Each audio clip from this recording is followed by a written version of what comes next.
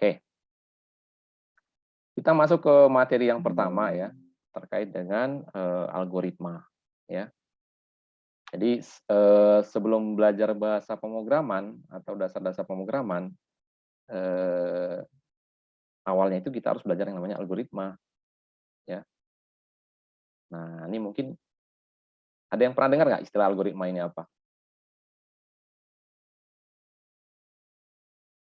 Jangan googling dulu ya, nanti googling.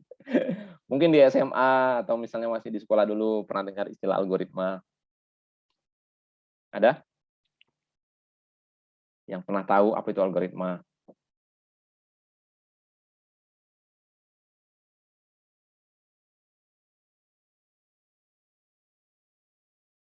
Ada? Satu atau dua orang?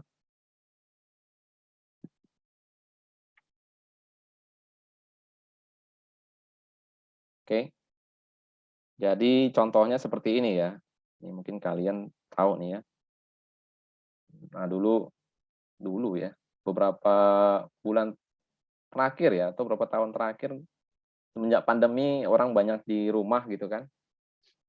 Nah, ini pada banyak yang masak gitu ya, ada yang buat minuman. Ini salah satu yang lagi hot dulu dalgona coffee ya. Jadi di sini ada tahapan-tahapan ya membuat dalgona coffee. Ya, jadi yang pertama katanya ambil 2 sendok kopi ya, kemudian ditaruh ke suatu wadah, kemudian ambil 4 sendok gula ya, kemudian 5 sendok air panas. Ya, kemudian digabungkan kemudian dikacau ya. Diaduk-aduk sampai dia mengental. Kemudian ambil susu ya, letakkan ke dalam satu gelas dan kopi yang tadi sudah diaduk sudah kental diletakkan di bagian atas dari susunya. Ya, jadi ini ada tahapan-tahapan dalam membuat suatu minuman, yaitu dalgona coffee. Ya. Nah, jadi tahapan-tahapan inilah yang nantinya berkaitan dengan istilah algoritma. Oke. Nah, jadi algoritma itu apa? Nah, ini ada penjelasannya. Algoritma itu menggambarkan suatu prosedur untuk melaksanakan atau mengerjakan suatu permasalahan atau menyelesaikan suatu permasalahan ya yang langkah demi langkah ya atau yang berurutan. Ya, seperti ini kan berurutan kan nggak mungkin kita taruh dulu susunya gitu ya, kemudian kita masukkan kopi ke dalamnya, dalam susunya, baru diaduk di dalam, kan nggak mungkin. Jadi ada tahapan-tahapannya.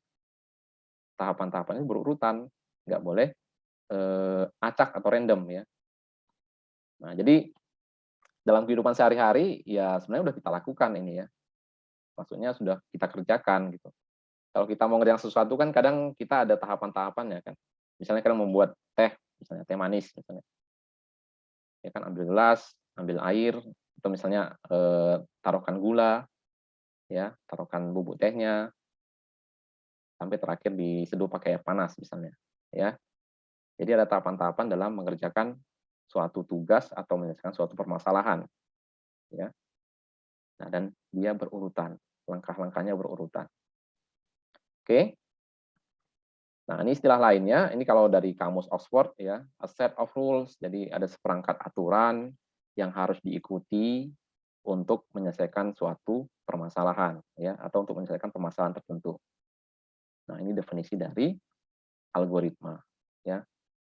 Istilah ini sendiri sebenarnya kalau dirujuk-rujuk ya diambil dari suatu penemu atau ilmuwan ya. Sebenarnya dari ilmuwan dari bangsa Arab ini ya, namanya Al-Khwarizmi. Makanya kalau di Fasulun TI ada namanya Al-Khawarizmi ya.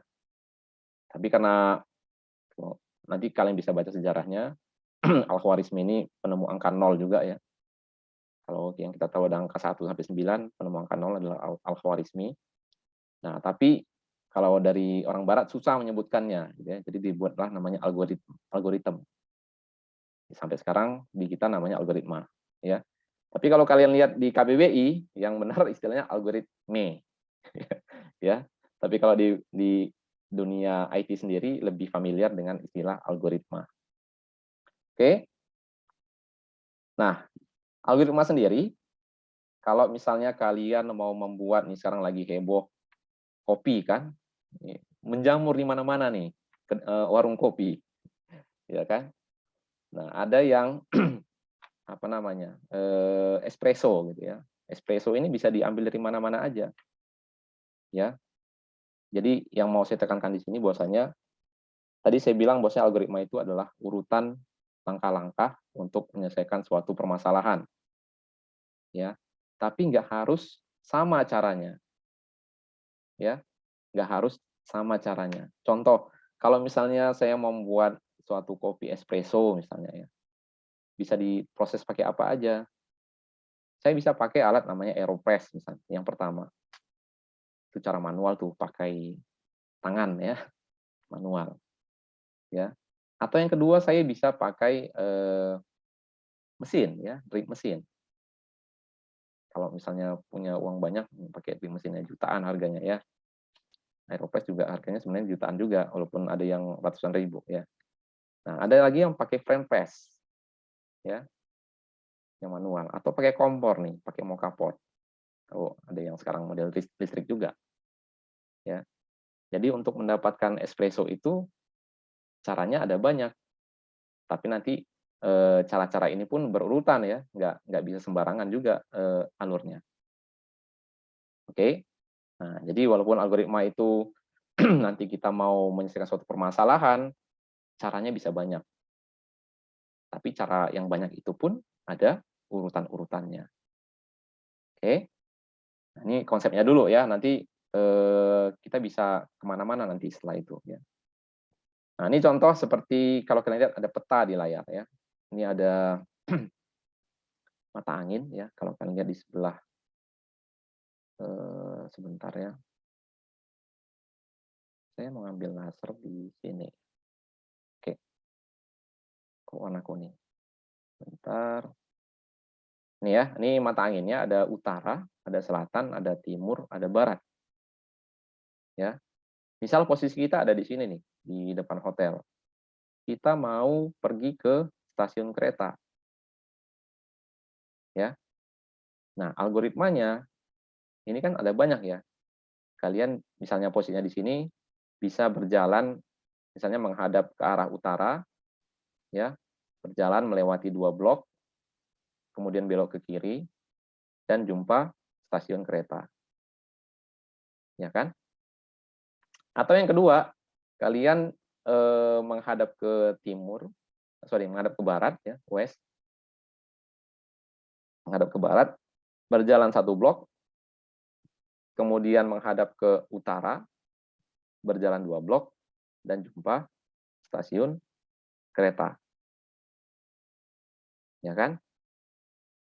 Nah, siapa yang bisa ngasih tahu yang ketiga? Tadi yang pertama dari sini, annotate ya. Saya berjalan menghadap utara, berjalan 2 blok, kemudian saya menghadap timur, menghadap barat, berjalan 1 blok. Yang kedua, saya berjalan menghadap barat, 1 blok, kemudian saya menghadap utara, berjalan 2 blok. Ada nggak yang ketiga?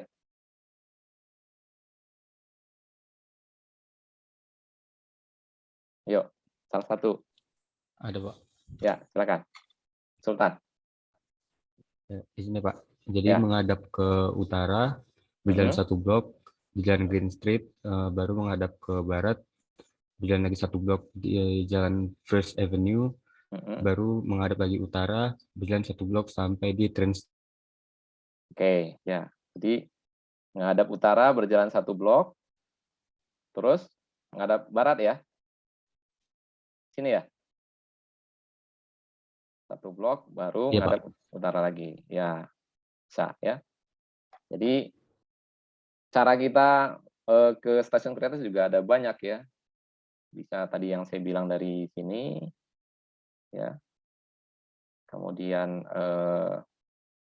bentar ya, dari menghadap ke utara berjalan 2 blok, baru menghadap ke barat berjalan 1 blok, atau yang kedua berjalan menghadap ke barat berjalan 1 blok, kemudian menghadap ke utara berjalan 2 blok, jumpa stasiun kereta, ya. Ini ingat blok-bloknya ini ya. Kalau di luar negeri sana sering bilang blok itu karena banyak gedung-gedung yang besar-besar gitu ya. Kemudian tadi dari Sultan ya, Sultan bilang bisa menghadap ke utara 1 blok, menghadap ke barat 1 blok, jalan 1 blok ya. Kemudian menghadap utara lagi jalan 1 blok. Ya, jadi bisa macam-macam ya. Bahkan kita bisa juga tarik kalau misalnya ini masih ada gambarnya lagi ya. Kalau misalnya masih ada gambarnya lagi, bisa aja kita misalnya rawon dulu kemari gitu kan. Sampai ke sini bisa aja. Karena kan kita nggak tahu ya, kalau kadang jalan paling cepat dari mana sih? Oh dari sini kalau dilihat-lihat dari lokasi stasiun keretanya kayaknya lebih cepat dari sini nih, ya. Dari yang kemari, dari yang belok kiri ya, dari menghadap ke barat ya. Ke sini gitu ya. Tapi kan kadang-kadang ada kendala juga, di sini rupanya ada pesta gitu kan, ketutup, ya kan. Nah, di sini ada pesta ketutup. Jadi gimana? Oh, kita lurus aja nih dari sini, menghadap ke utara baru belok ke kiri gitu kan, 2 blok kan. Rupanya di sini ada demon gitu, ketutup lagi ya, cari alternatif lain. Ya, jadi di sini saya mau tekankan bahwasanya kita bisa ngambil alternatif atau kita bisa menyelesaikan suatu permasalahan dari banyak cara ya.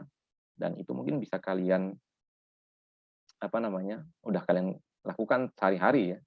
Misal kalau misalnya mau ke suatu tempat yang kita nggak ketahuin, sekarang udah ada Google Maps ya, udah di-setting rutenya ke suatu tempat gitu ya. Nah, seperti yang saya bilang tadi, mungkin ada kemacetan atau misalnya ada orang kondangan ya, jalan ditutup ya. Nah, si Google ini pandai langsung melakukan routing yang lain ya, dia ngambil jalur yang lain. Oke. Nah, itu salah satu dari penerapan algoritma ya. Oke, kemudian di sini ada nah ini ada soal nih. Nah, coba kalian selesaikan. Nah, jawaban yang mana nih? A, B, C atau D ya. Algoritma mana yang tidak membawa kita dari hotel ke stasiun kereta? Nah, silakan dilihat-lihat dulu ya.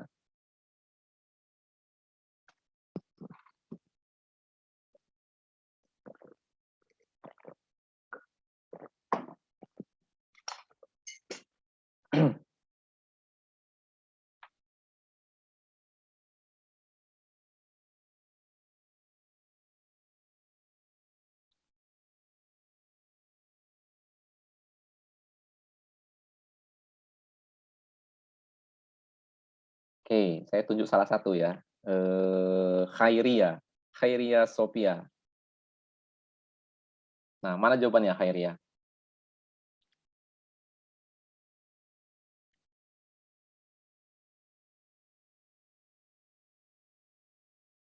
A, B, C atau D? Saya D, Pak.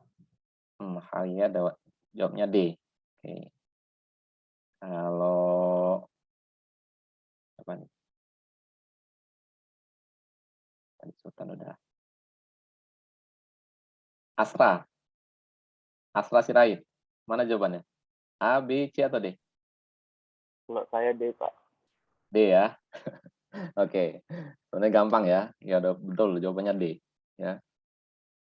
Kalau kita ngadap ke barat, ini ya, barat west, jalan 2 blok, ini udah ke sana tuh ya. Terus dia ngadap ke timur lagi, jalan 2 blok, nggak ketemu ya. Mungkin di sini posisinya. Ya, jalan ke barat 2 blok, 1, 2, jalan ke timur 2 blok, 1, 2, nggak ketemu train station-nya atau stasiun keretanya ya. Jadi benar jawabannya adalah yang D ya. Jadi itu kurang lebih. Oke, berikutnya. Nah, di dalam algoritma kita bisa melakukan representasi ya. Jadi ada beberapa bentuk representasi dari algoritma. Nah, yang pertama itu nanti pakai flowchart, ya. Nanti ada yang pakai flowchart, ada yang pakai namanya pseudocode, ya. Yang paling apa namanya? Yang paling utama ya, atau yang paling banyak itu digunakan menggunakan flowchart dan pseudocode. Bentuk lain ada yang lain nanti ya, ada use case dan segala macam. Oke. Nah, flowchart ini adalah representasi dalam bentuk diagram, ya. Jadi nanti dari algoritma itu kita akan susun dalam bentuk diagram, ya. Tahapan-tahapannya seperti apa tadi itu kita susun dalam bentuk diagram, ya. Nah, di flowchart ini nantinya dibentuk dari suatu shapes, ya. Bentuk ada yang bentuknya oval, ada yang bentuknya segi empat, ya. Ada yang bentuknya jajaran genjang, ada yang bentuknya ketupat, ya. Ada yang bentuknya bulat dan seterusnya. Kemudian ada arrows, ya, atau panah ini untuk alurnya. Kemudian deskripsi. Deskripsi nanti ada keterangannya, ya.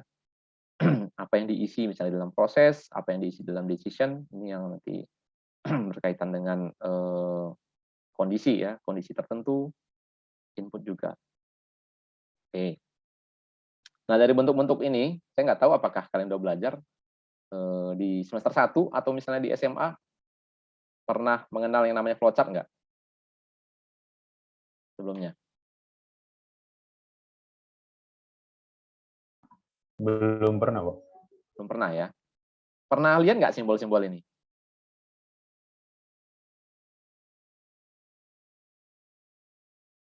Pernah nggak? Pernah, Pak. Di mana Samuel lihat?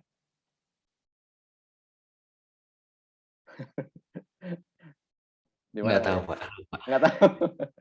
Ya, sebenarnya ini nggak cuma untuk anak komputer ya. Orang teknik juga pakai, orang ekonomi juga pakai. Karena ini sebenarnya gambaran dari suatu program. Program bukan dalam artian bahasa pemrograman ya. Kalau kalian misalnya pergi ke Samsat, ya, ngurus SIM, ya, nanti kalian bakalan lihat ini flowchart ini biasanya dibuat digantung di dinding, ya. Alurnya dari mana nih? Misalnya masuk pintu gitu kan, ambil foto misalnya, nanti ada alurnya nih flowchart ini, ya. Dan nanti pun kalau di pelayanan ya, kebetulan saya sebelum jadi dosen pernah bekerja di perusahaan telekomunikasi ya, di bagian pelayanan itu ada alurnya gitu. Kalau misalnya pelanggan komplain misalnya, ya mengeluhkan suatu kendala misalnya, ya alurnya pakai flowchart ini, ya. Pulsanya terpotong misalnya, apa yang akan dilakukan? Alurnya nanti ada pakai flowchart-nya. Ya, jadi kita bisa baca alurnya gitu, ya. Nah, nanti kita belajar ya gimana cara buat flowchart dari suatu permasalahan kita terjemahkan dalam satu flowchart, ya. Jadi di sini ada start dan end. Jadi ingat kalau yang namanya flowchart atau bahasa pemrograman nantinya ada satu program ya. Itu ada permulaan, ada akhir, ya. Jadi kalau namanya program itu ada akhirnya. Kalau nggak ada akhirnya bukan program namanya, ya. Jadi ada permulaan, ada akhir. Jadi nanti dimulai dengan ini, ya. Dengan simbol ini atau dengan bentuk ini ya. Nanti diakhiri juga simbol ini. Kalau misalnya ada satu proses, proses ini apa? Proses ini misalnya ada penjumlahan, ya, proses penjumlahan, proses perkalian misalnya, atau ada proses aritmatika lah ya, pengurangan, modulo dan segala macam. Nah itu diproses. Di season ini ada dua kemungkinan, ya, kemungkinannya iya atau tidak, gitu ya. Misalnya apakah Samuel seorang pria, gitu kan? Nanti ada iya atau tidak. Cabangnya cuma dua ya. Nanti kalau ke kanan bisa iya, ke bawah bisa tidak. Ya. Nah, kalau input ini adalah data yang diinput ya, dan juga output. Input ini misalnya ada nilai yang kita masukkan ke dalam. Ya, beda dengan proses ya. Kalau proses ada yang kita lakukan.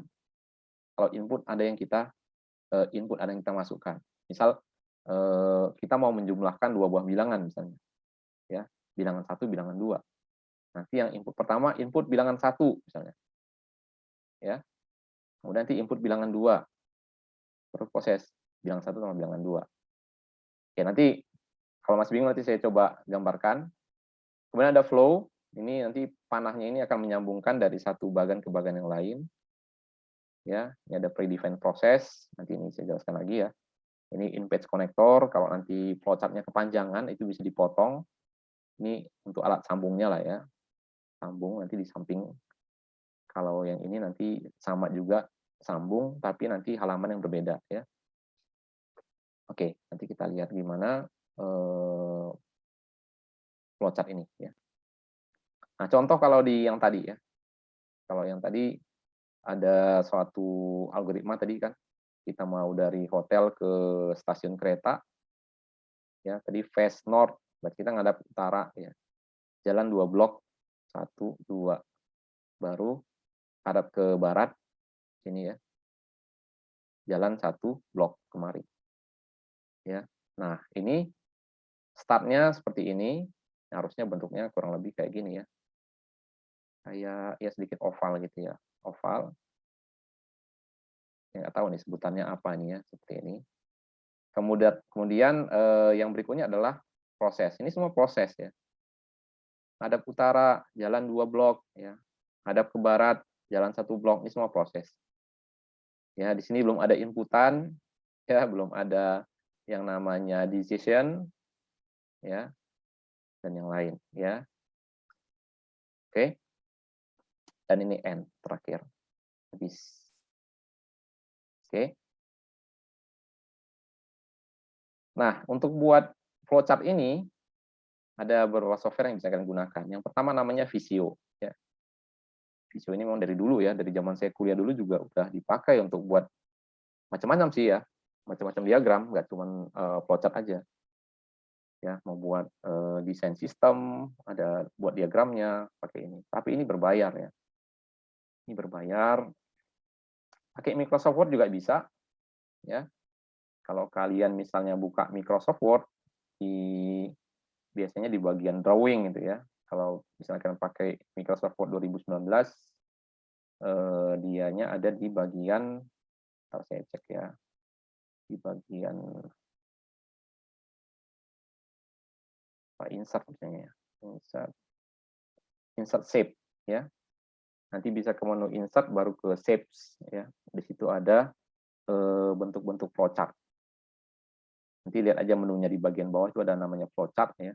Ada yang bentuk kayak kaleng kerupuk ya. Itu untuk database ya. Macam-macam di situ. Ya, cuman untuk membuatnya agak-agak sedikit ribet kalau pakai Word ya. Nah, yang ketiga, kalian bisa gunakan yang namanya diagrams.net. Ya. Diagrams.net ini kalian bisa gunakan secara free ya. Bisa diakses secara online, juga bisa di-download, diinstal di komputer. Ya. Dan ini yang paling saya rekomendasikan sebenarnya kalau nanti membuat flowchart ya. Untuk membuat flowchart. Oke. Mungkin bentar saya stop dulu di sini ya. Saya coba share untuk ininya. Bentar ya.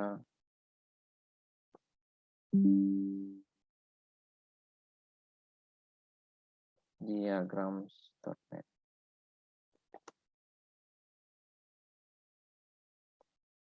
Oke.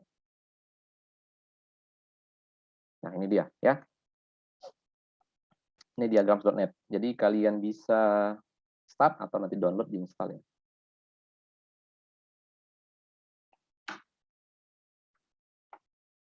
Oke, contoh kalau saya start ya. Nah, ini bisa kita simpan di perangkat kita, di device. Bisa simpan di Google Drive ya, di Dropbox, OneDrive, GitHub, atau GitLab. Contoh kalau saya simpan di device ya. Kita create new diagram ya, kasih namanya misalnya belajar flowchart ya. Belajar flowchart.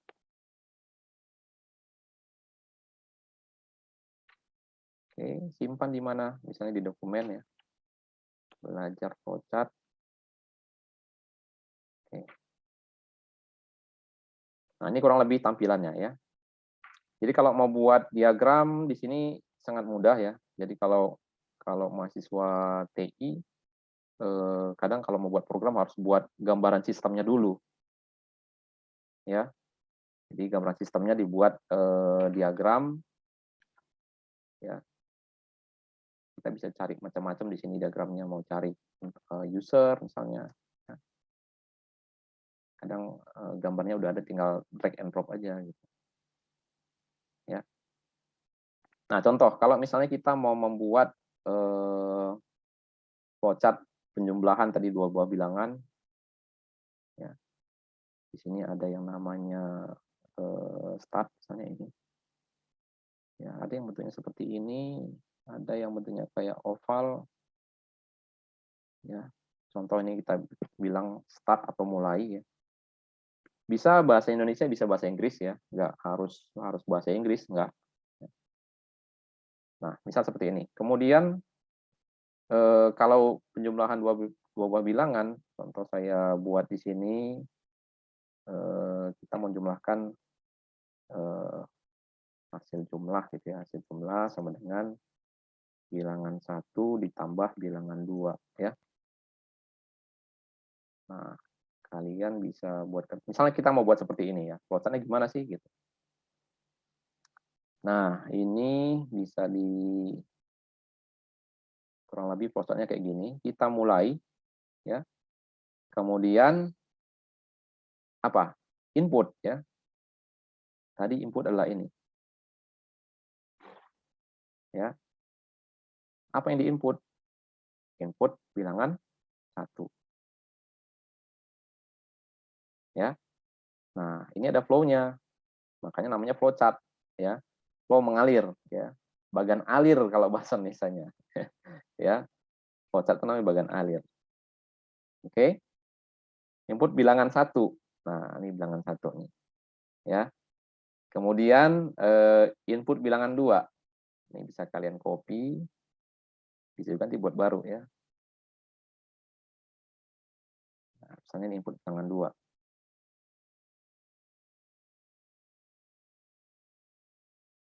Kalau nggak sejajar bisa disejarin ya. Nah, berikutnya apa? Berikutnya simbol proses. Karena kita mau menjumlahkan ini ya, menjumlahkan bilangan 1 sama bilangan 2. Ya. Simbol proses adalah ini.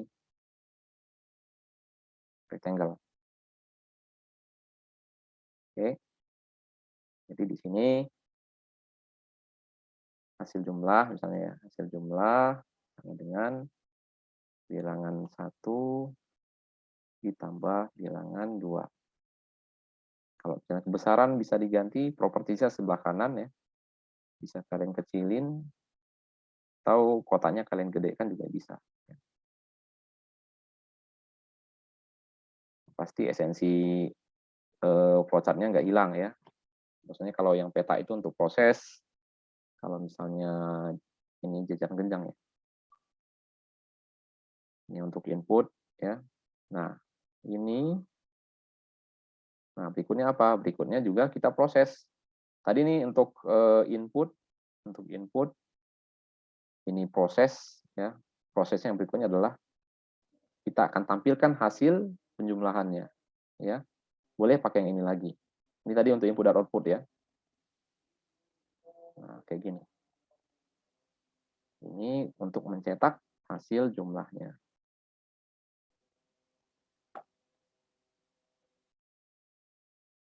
Oke. Dan terakhir adalah N ya. Ini bisa kita tutup dengan N atau berhenti ya. Terserah sih ya. Boleh pakai kata start and end ya, atau misalnya mulai dan berhenti. Oke. Nah, ini kurang lebih flowchart untuk menjumlahkan 2 buah bilangan ya. Jadi ada start, ada input, ini proses, ini input, ini output, ini N-nya berakhirnya. Oke. Ada yang udah coba? Sambil saya nerangkan, ada yang udah coba diagram.net-nya?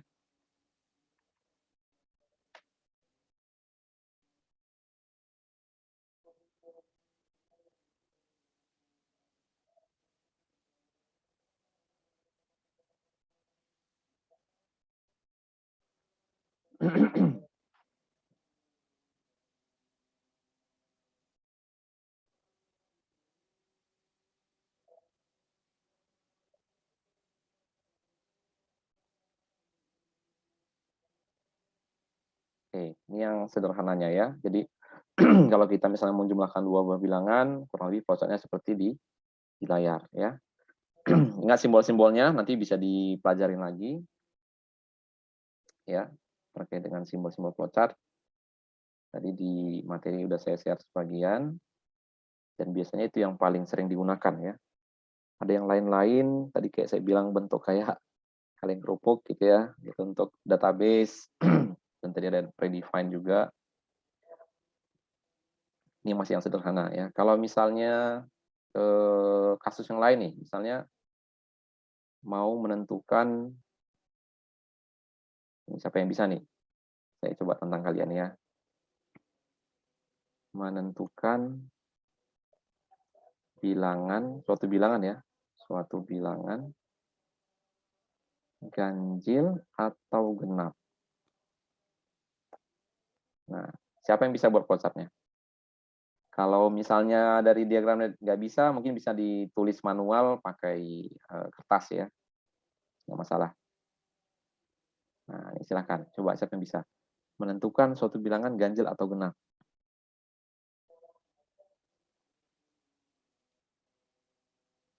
Nah, silakan.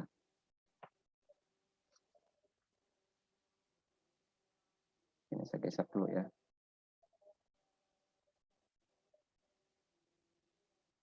Saya ketinggalan.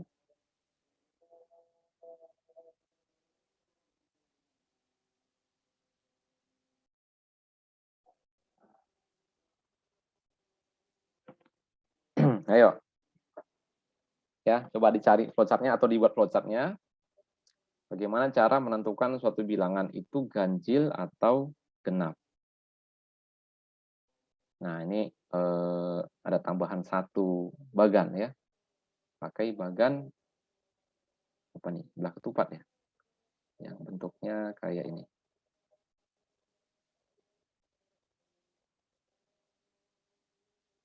Yang ini nih, diamond ya. Ini namanya diamond.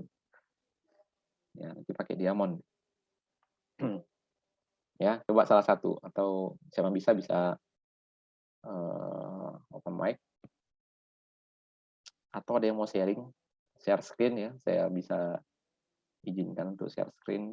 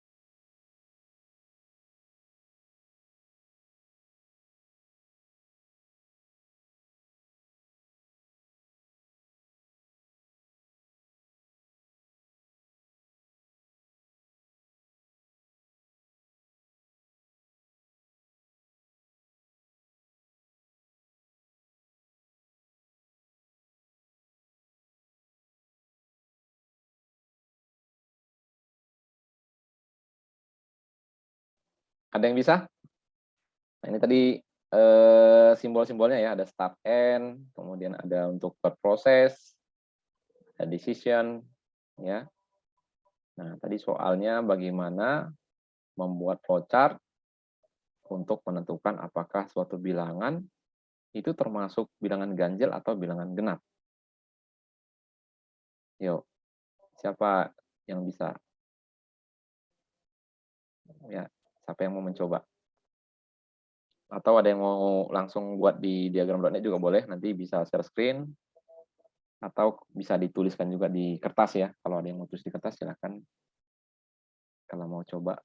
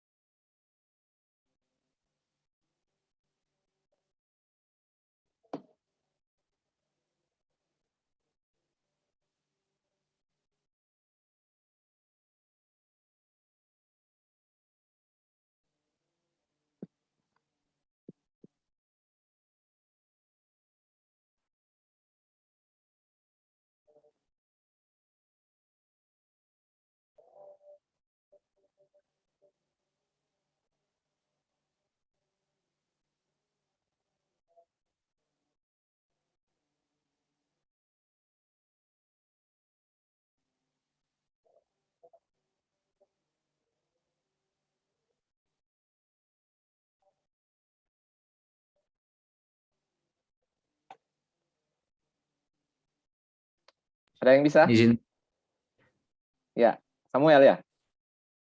saya coba share screen ya, Pak. Oke. Ya, silakan Samuel.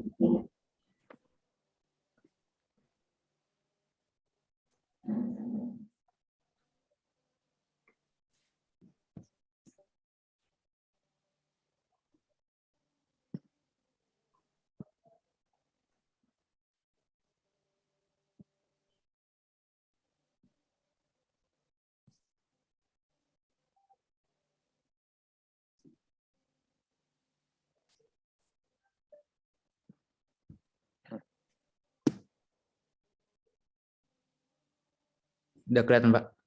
Udah. Kayak gini bukan, Pak? Oke, start bilangan genap, bilangan ganjil, ganjil atau genap, hasil. Ya. Oke, ini yang dibuat Samuel. Nah, gimana kira-kira? Menurut siapa nih? Saya tanya dulu menurut siapa ya? Menurut Asima, gimana Asima? Udah benar belum?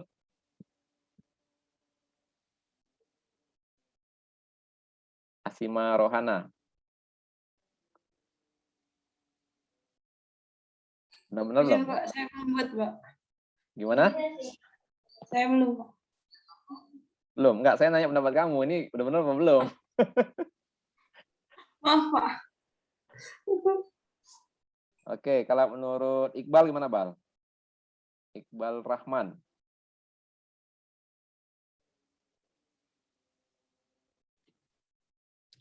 Kalau menurut saya, Pak, yang ganjil atau genap itu diagramnya benar nggak, Pak? Iya, saya nanya kamu. Kalau menurut kamu gimana? Benar atau enggak tuh yang digambar? Benar, Pak. Benar. Oke, kalau menurut Iqbal benar ya. Oke. Kalau menurut siapa lagi nih? Ada yang buka kamera, ada yang enggak ya? Kalau menurut Cut, gimana Cut? Cut Faisa Widani. Izin Pak, kalau menurut saya di bagian bilangan genap sama bilangan ganjil itu prosesnya itu kan Pak, itu harusnya persegi panjang gitu Pak. Jadi ada perbedaannya proses sama inputnya itu ada perbedaan kodenya gitu Pak. Bedanya gimana? Kamu udah buat belum? Belum siap Pak ya saya. Belum siap. Oke. Oke. Makasih untuk Samuel ya. Samuel udah buat diagramnya. Oke, saya coba koreksi ya. Oke. Boleh stop share ya, saya coba share screen ya. Oke. Sebentar saya kemari. Ya. Jadi tadi kita mau menentukan bilangannya ini ganjil atau genap ya, gitu ya. Nah, yang pertama sebenarnya kita ambil ini dua dulu ya. Saya copy aja biar cepat. Ya, kita mulai. Kemudian kita ngapain nih? Kita input bilangan. Yang kan mau diinput bilangan ya. Kita mau lihat bilangan itu genap apa ganjil apa genap sih gitu kan. Kita input bilangan. Ya kan? Nah, siapa yang tahu gimana cara menentukan bilangan itu ganjil atau genap? Gimana caranya? Misalnya 1, ganjil apa genap? Ganjil, Pak. 1 ganjil, 2 genap, 3 ganjil, 4 genap. Nah, gimana caranya? Izin Pak, cara menentukan genapnya jika Mm-mm. bilangan itu dapat dibagi 2, Pak. Nah, jika bilangannya dibagi 2 dan nggak ada sisa kan ya? Ya Pak. Nah, itu baru genap kan. Misalnya kita input di sini angkanya 4 misalnya ya. Misalnya 4 gitu ya. 4 kalau dibagi 2 kan hasilnya 2 ya. Saya besarin dulu ntar ya.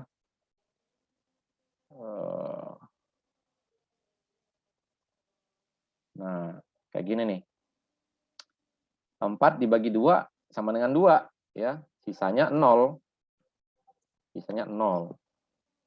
Ya, nih saya buat contoh kasusnya dulu ya di sini. 4 bagi 2 itu sama dengan 2, sisanya 0. Tapi kalau misalnya 5 ya. 5 dibagi 2 itu kan dapatnya 2 ya. Sisanya 1. Ya kan? 5 bagi 2 kan 2 ya. 2 kali 2 4, sisanya 1. Ya. Sama juga yang lain kalau misalnya 6 dibagi 2 itu 3. Sisanya 0.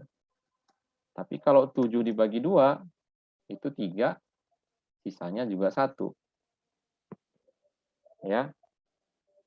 Nah, jadi kita lakukan proses di sini. Ya, kita lakukan proses. Nah, apa prosesnya? Nah, saya nggak tahu kalian masih ingat atau enggak ya. Ada yang masih ingat namanya modulo? Ada nggak nama istilah modulo? Pernah dengar nggak? Waktu di SMA. Harusnya pernah dengar kan ya? Modulo itu untuk mengambil nilai sisa ya. Jadi kalau misalnya bilangan itu modulo itu tanda persen ya. Modulo 2 misalnya sama dengan 0 ya. Sorry, ini cocoknya bukan di proses ya, tapi di ininya ya. Sorry. Di kondisi ya. Jadi kita ambil yang ketupat tadi. Ketupatnya ini nih. Ya. Ini kan cek kondisi ya, cek kondisi. Nah, disinilah kita masukkan. Kalau misalnya bilangan dimodulukan 2 ya, mungkin nanti saya kecilin ya. Ini sama dengan 0. Ya, saya kecilin aja tulisannya. Ya. Nah, ini kondisinya ya. Sorry, saya atur dulu biar rapi. Oke. Oke. Nah, input bilangan. Terus kita lakukan proses, tapi prosesnya itu ada di dalam ini ya. Di dalam ini. Ya. Nah, kalau bilangan dimodulkan 2 sama dengan 0, Apa yang akan kita lakukan? Yang pertama, kita bisa cetak bahwasanya itu bilangan genap ya. Jadi ini bisa kita kopikan. Kalau ini proses dan pernyataan ya. Ini proses dan pernyataan. Jadi ini saya copy ke samping. Saya cetak ini bilangan genap. Ya. Ingat tadi ini dua kondisi ya. Jadi kalau misalnya dua kondisi, ada yang namanya tadi deskripsi ya. Ini kasih keterangan. Keterangannya itu ya mungkin dikasih teks aja ya. Ya, misalnya. Ya. Kalau misalnya bilangan ini dimodulkan 2 sama dengan 0, ya, maka dia bilangan genap. Ya. Tapi kalau misalnya tidak, maka bilangan ganjil. Ya. Oke, nanti kita lihat di pemrograman gimana deh cara ininya. Bilangan ganjil. Ya, ini kalau misalnya tidak ya. Oke. Nah, kalau ini jangan lupa ya, kadang yang buat flowchart kadang pertama mahasiswa kadang lupa menerapkan ininya, deskripsinya ya. Jadi ada kondisi true, ada kondisi false ya, ada kondisi iya, ada kondisi tidak. Jadi kalau misalnya dimodulkan 2, hasilnya 0 ya, sisanya 0, nggak ada sisanya, maka dia bilangan genap. Kalau dia dibagikan 2 ada sisanya ya, maka dibilangan ganjil. Oke. Nah, dari sini kita bisa buat nanti ini opsional ya, cetak keterangan misalnya. Cetak keterangan bilangan. Ya, maksudnya apakah bilangan genap atau bilangan ganjil ya.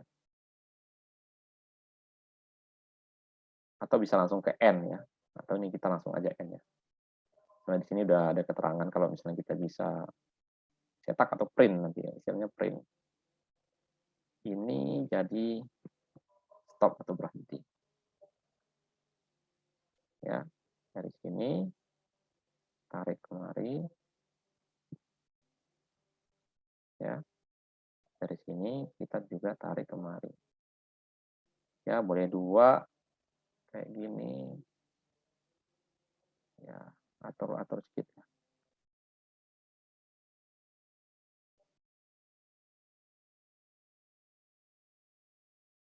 Oke. Oke, kurang lebih kayak gini lah ya, atau ini diatur di sini ya. Oke, kurang lebih gini ya. Oke, jadi mulai input bilangan, ini state atau kondisi untuk kita input suatu nilai ya, kita input bilangan berapapun itu bilangannya, apakah 10, apakah 20, apakah 30 gitu ya. Atau misalnya 7, 11 misalnya. Ya, terserah berapa yang diinput di sini. Kemudian bilangan itu kita bagikan atau kita modulkan 2 ya. Jadi kalau misalnya kita input 11 modulo 2. Ada sisa nggak? Ya, harusnya kan 5 kan ya. 11 bagi modulo 2 itu 5, 5 kali 2 10, sisanya 1 ya. Ternyata dia punya sisa. Ya. Kalau dia hasilnya bukan 0, ya berarti punya sisa ya, maka dia bilangan ganjil. Tapi kalau dia dimodulkan 2, hasilnya 0 ya, maka dia bilangan genap. Oke. Nah, ini ada yang familiar nggak dengan Excel? Dari kalian? Ada yang sering ngotak-ngatik atau pakai Microsoft Excel? Ada nggak?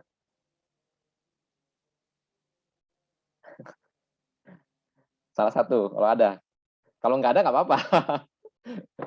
Saya cuma nanya, ada nggak yang familiar sama Excel? Oke. Ya, kurang lebih gini ya. Nanti kalau di pemrograman, kita bisa buat kode programnya ya. Yang pertama apa? Nanti ada istilahnya variabel ya. Variabel itu menampung suatu nilai. Nilainya apa aja terserah ya, mau bilangan, mau teks ya. Nah, variabel itu nanti akan kita proses. Oke. Jadi kalau misalnya, oke, coba saya tes ya, biar kalian dapat gambaran. Saya stop dulu. Ya, nanti materinya akan saya upload ke e-learning ya. Ini saya stop dulu.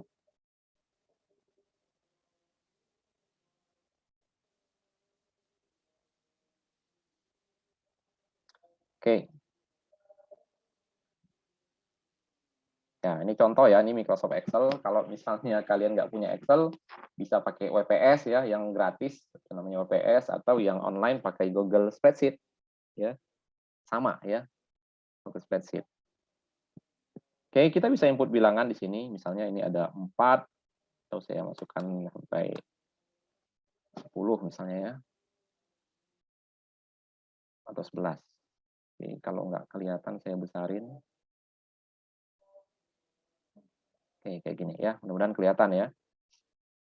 Nah, tadi saya bilang kalau misalnya kita bagikan 2, kalau di Excel, bedakan ya bagi sama modulo ya. Ini contoh kalau bagi.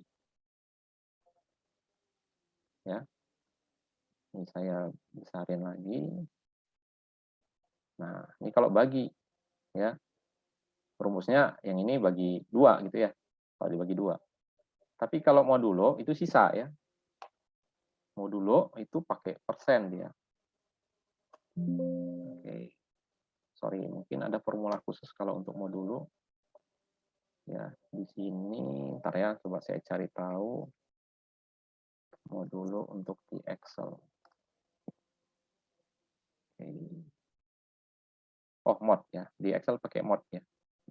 Jadi mod ini numbernya, divisornya 2 ya. Oke. Nah, ini dia. Ya. Ini kalau dibagi ya, ini bagi 2, ini modulo 2. Oke, kita pakai yang modulo ya. Ini kalau bagi 1 bagi 2 ya setengah ya, 2 bagi 2 1, 3 bagi 2 1,5 ya, dan seterusnya. Tapi kita pakai modulo, kita kan mau ngambil sisa tadi ya. Jadi ini saya hapus. Nah, ini modulo 2-nya. Ya. Nah, dari sini kita bisa tentukan tadi ya.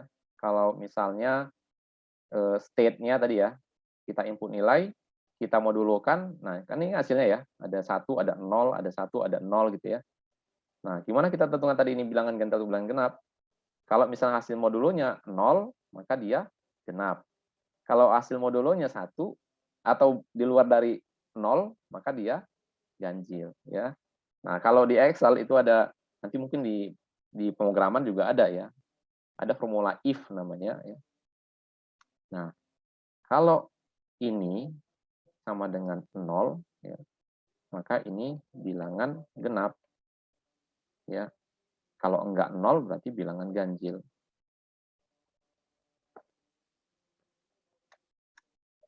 Gitu. Ya, jadi ini bisa kita tarik formulanya kayak gitu. Oke. Nah, ini bisa kita teruskan ya. Kalau misalnya saya masukkan di sini misalnya saya masukkan di sini 300 misalnya.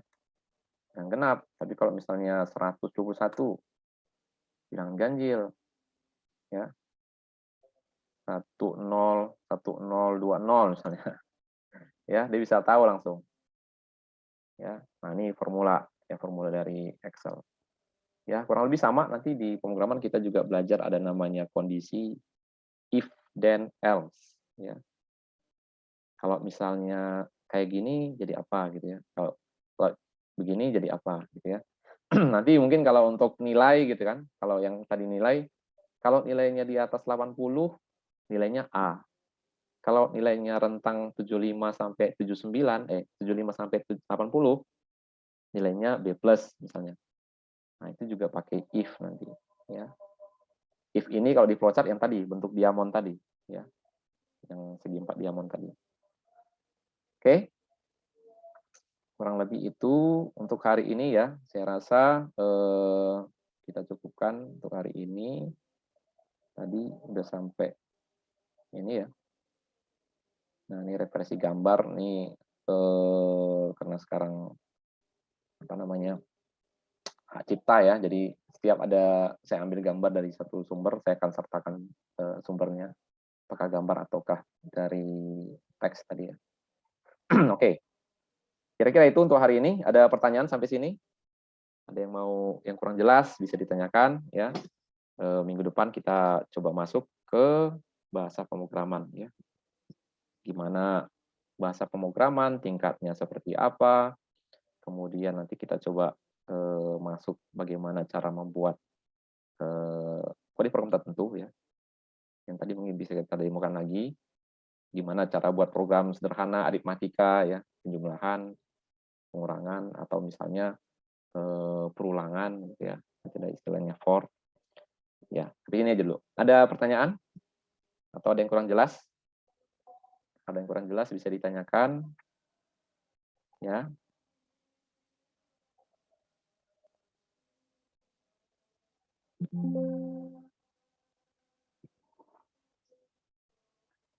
Gimana? Udah jelas semuanya?